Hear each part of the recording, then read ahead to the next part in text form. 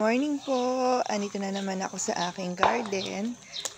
Ito po yung update ngayon sa aking mga pechay at mustasa. Malalaki na po at ready to harvest na po. Ayan o.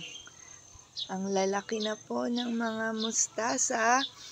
At ang gagawin ko ngayong umaga, mamimili ako ng mga pwede na i-harvest for our breakfast.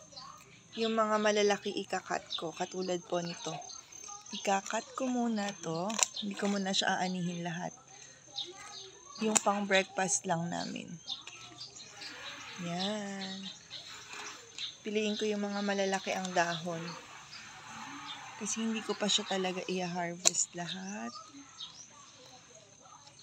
Yung kailangan lang namin ngayong umaga.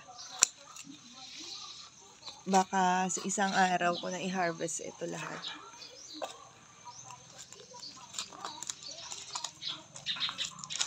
Ayan, ang dami po oh. Ang laki.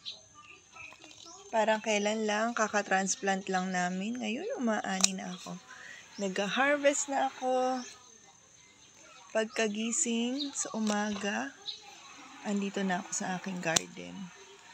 Tinitingnan ko ng aking mga nagagandahang mga tanim na gulay. Lahat po ng mga tanim ko dito ay mga edible plants para mapapakinabangan. Ayan.